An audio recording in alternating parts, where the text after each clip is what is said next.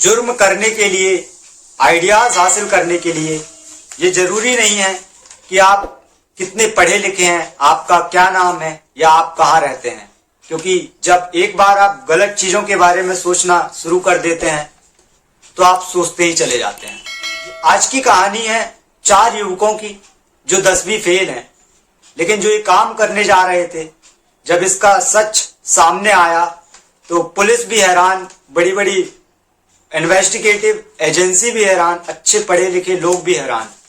आप लोगों में से कई लोगों ने सुरंग से बैंक लूटने वाली कहानियां बहुत सुनी होंगी, बहुत सारी कहानियां फेमस भी हैं, लेकिन एक सुरंग के 3 अलग अलग रास्ते और तीनों की एक अनोखी पहेली, जिसको सुलझाने में पुलिस को वक्त लगा, लेकिन जब सच सामने आया तो पुलिस भी हैरान कि आखिर इनकी सोच क्या हो सकती है।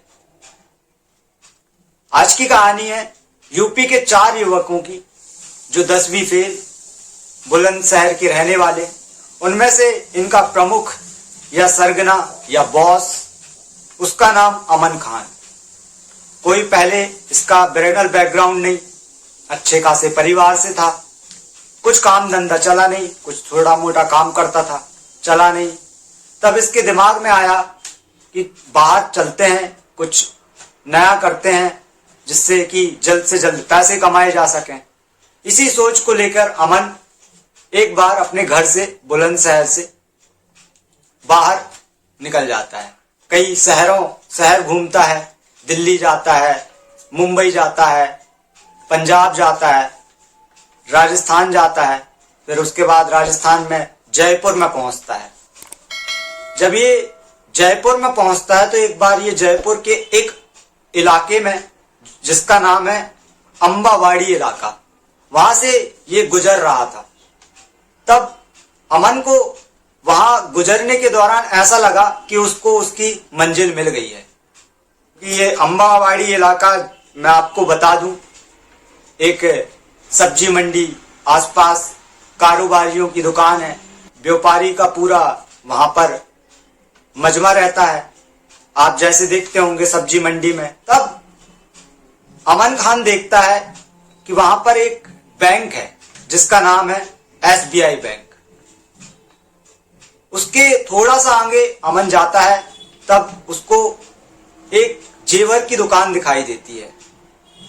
उसके थोड़ी आगे जब देखता है तो एक और बैंक, जिसका नाम सेंट्रल बैंक ऑफ इंडिया।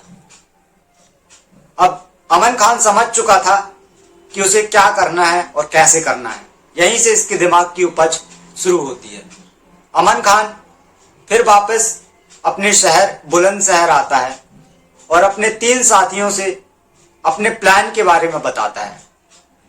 पहले तो उसके फ्रेंड्स मानते नहीं हैं, लेकिन फिर वो समझाता है कि फुल प्रूफ प्लानिंग है, कोई गड़बड़ नहीं हो सकती है, एक बार में ही लंबा हाथ मारेंगे और जिंदगी भर ऐश करेंगे। उन 3 दोस्तों को भी जल्दी पैसे कमाने की पड़ी थी, वो लोग भी मान जाते हैं।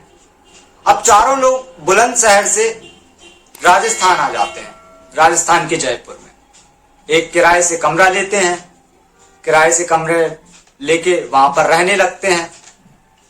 और फिर वही इलाके, जो कि मैंने आपको बताया अंबावाड़ी, एक सब्जी मंडी का इलाका, जहां पे रहायशी इलाका है नहीं है। सुबह लोग आते हैं, सुबह आप जानते हो आमतौर पर सब्जी मंडी सुबह 5-6 बजे खुल जाती हैं और 8-9 बजे बंद हो जाती हैं। वहां पर जाते हैं और उसके बाद उस एक बैंक में, जिसका नाम है स्टेट बैंक ऑफ इंडिया, वहां की रैकी करना शुरू करते हैं।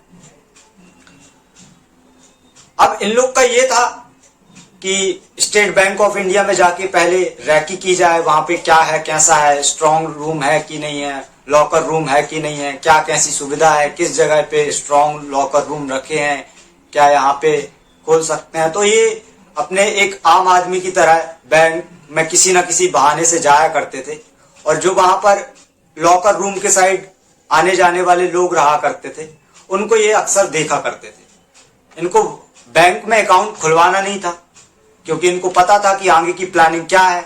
आगे यदि चोरी करेंगे फिर पकड़े जाएंगे तो ये लोग भी कहीं ना कहीं पूछताछ के मामले में सामने आ सकते हैं। तो इनको बैंक की रैकी करनी थी, अकाउंट नहीं खुलवाना था। और जब ये अक्सर जाया करते थे तो क्योंकि बैंक में सीसीटीवी फुटेज रहते हैं तो अक्सर अपने चेहरे पर कभी टोपी या मफलर से अपना चेहरा भी छुपा लिया करते थे। इसमें से इन तीनों में से एक बार एक लड़का बैंक के अंदर एक शख्स से बातचीत करता है जो लॉकर रूम से होकर गुजर रहा था। वह एक बार जानकारी लेता है लॉकर रूम के बारे में। तो वो जो लॉकर रूम से गुजर रहा शख्स है वो बताता है कि यहाँ पे लॉकर रूम है और बड़े बड़े कारोबारियों का यहाँ पर सामान रखा रहता है, बहुत सारे बड़े बड़े लोगों का यहाँ पर लॉकर है और सेव है। और उसने एक अपर सरफेस टाइप का एक उसको लॉकर रूम का एक आइडिया दे दिया कि यहाँ से जाओ, बगल में ही नीचे साइड पे लॉकर रूम है और बहुत सेफ भी है। अब इन लोग का एक प्लान पूरा हो चुका था। एसबीआई बैंक की इन्होंने पूरी तरह से रैकी कर ली थी। अब इनका दूसरा प्लान शुरू होता है क्योंकि आसपास का मैंने जो आपको बताया कि रिहायशी इलाका था नहीं, सब्जी मंडी जैसे आमतौर पर सब्जी मंडी रहती है, सुबह व्यापारी आते थे, शाम को चले जाते थे, तो दिन भर चिल्ला चूं आवाज शोर से भरपूर। अब ये दूसरा प्लान करते हैं कि आसपास इसके एक दुकान देखी जाए।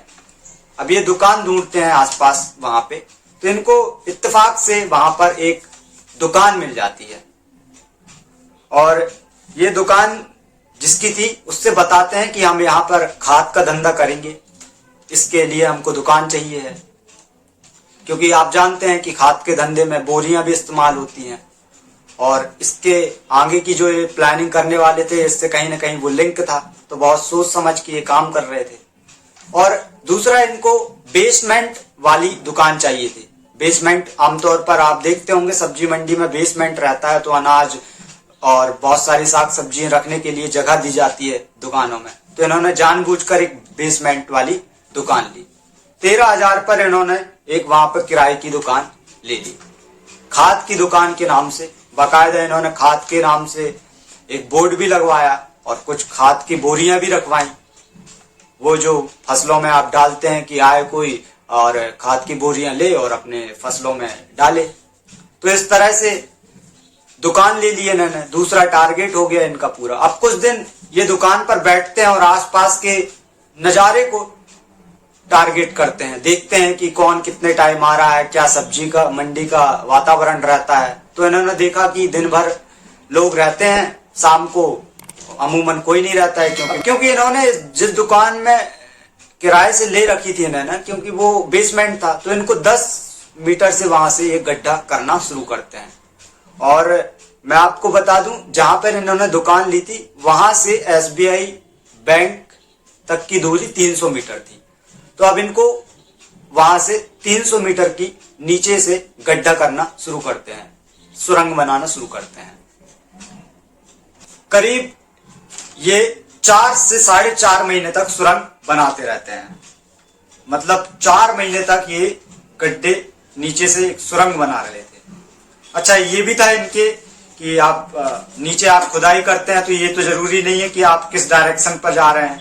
तो इन 10वीं फेल युवकों का दिमाग देखिए कि ऐसा था कि इन्होंने उसके लिए भी बाकायदा कंपास की व्यवस्था की थी। कंपास रख के वहां से ऊपर से डायरेक्शन चेक करते थे कि किस साइड स्टेट बैंक है, किस साइड अंबिका ज्वेलर्स है और किस साइड अपना सेंट्रल बैंक ऑफ इंडिया है।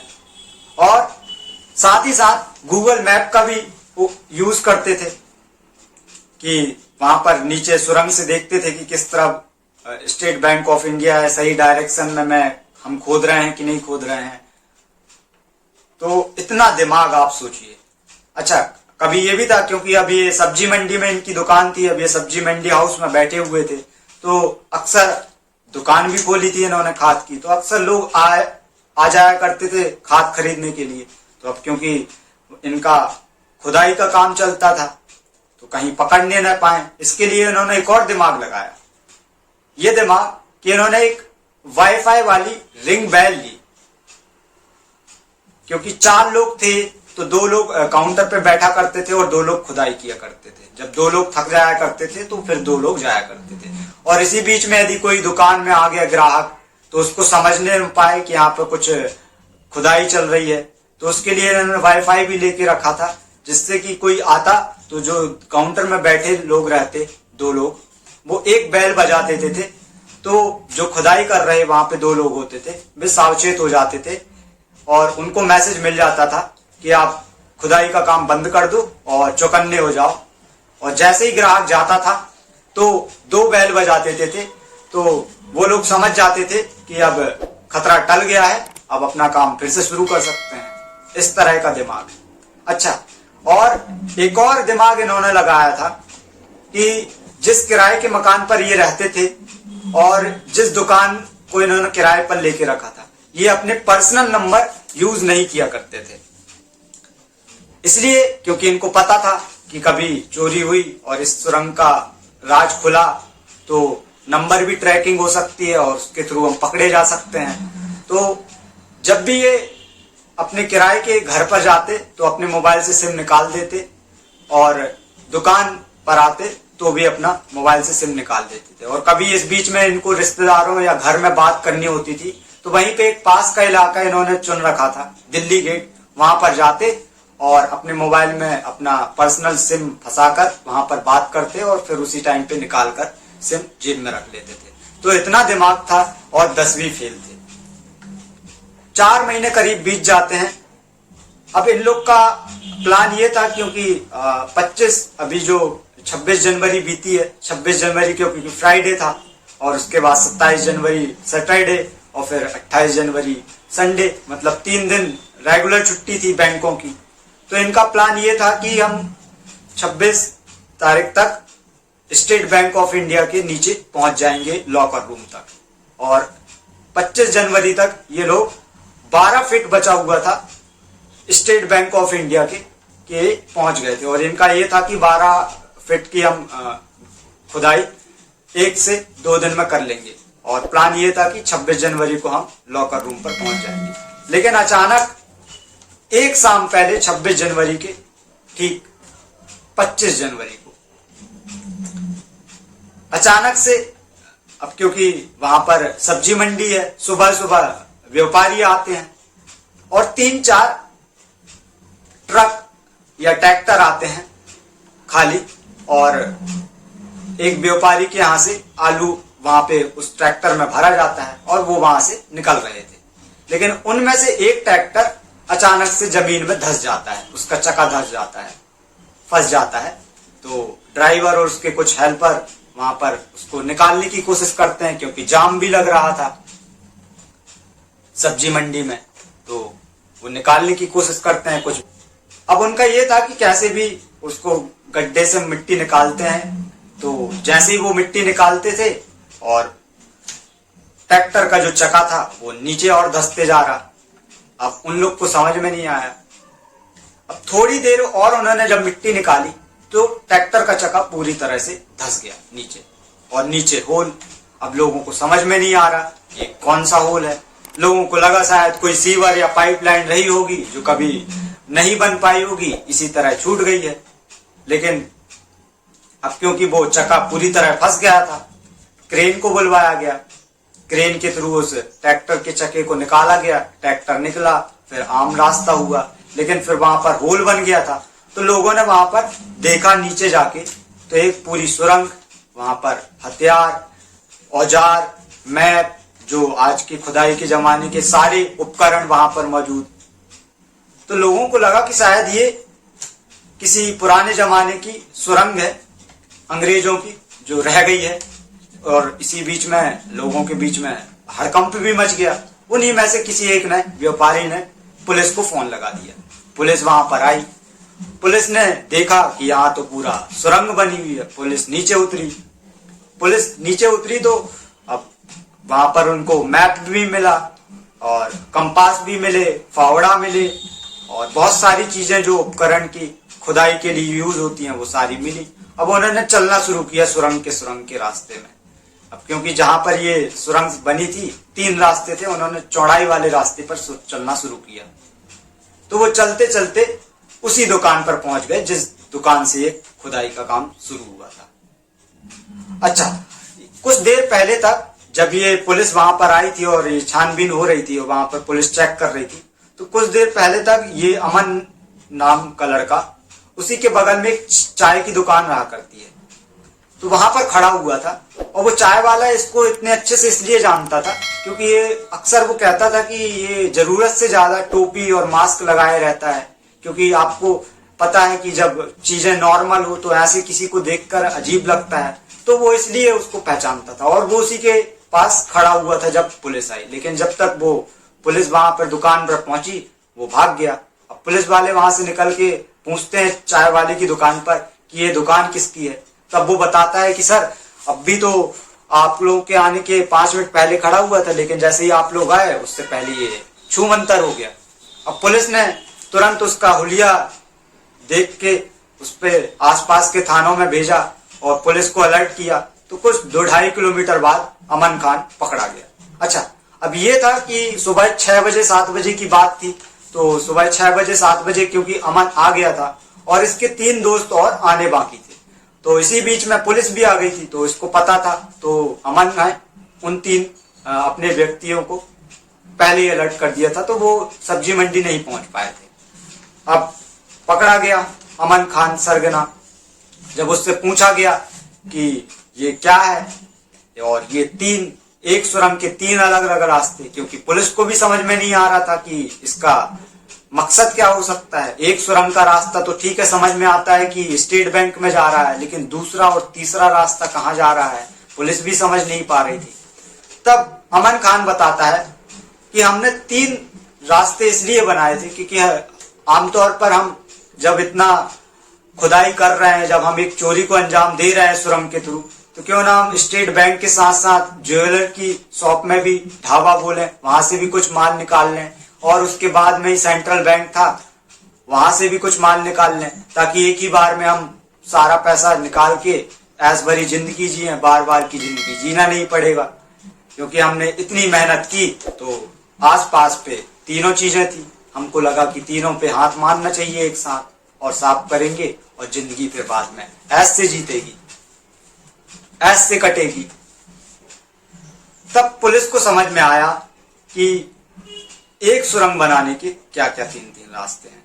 अब इस बात को हैरान करने वाला है कि कैसे कोई इंसान एक सुरंग, उसमें 3 अलग अलग रास्ते, मतलब एक से तो चोरी कर लो भैया, फिर 3 रास्तों पे जाना। लेकिन दिमाग तो देखिए 10वीं फेल लड़कों का, 3 रास्ते बनाने गए। अमन खान पकड़ा गया है, लेकिन इसके 3 जो मैंने आपको बताया लड़के पहले ही फरार हो गए थे और अभी पकड़ पे नहीं आए हैं, लेकिन बहुत जल्द आ जाएंगे पकड़ पर। तो ये थी आज की कहानी। आप उम्मीद करता हूं कि आपको ये कहानी पसंद आई होगी, और मैं इसी तरह से आपके लिए हर रोज वीडियो लाता रहता हूं, नई नई कहानी सुनाता रहता हूं। मैं आपसे एक उम्मीद और एक रिक्वेस्ट करूंगा कि प्लीज यदि हमारी वीडियो पसंद आ रही हो तो प्लीज चैनल को सब्सक्राइब, लाइक करना मत भूलिएगा। और मैं अपना मेल डिस्क्रिप्शन पर देता हूं, यदि आप में से कोई भी व्यूअर्स को हम तक कहानी पहुंचानी है ऐसी कि हम आपके सामने और लोगों के सामने प्रस्तुत कर पाए, सामने दुनिया के रख पाए, तो प्लीज आप मेल कर सकते हैं मुझे sachinchaube302@gmail.com। तो जब तक अपना और अपनों का ध्यान रखिए, मिलता हूं कल फिर अगले वीडियो में नई कहानी के साथ। जय हिंद, जय भारत।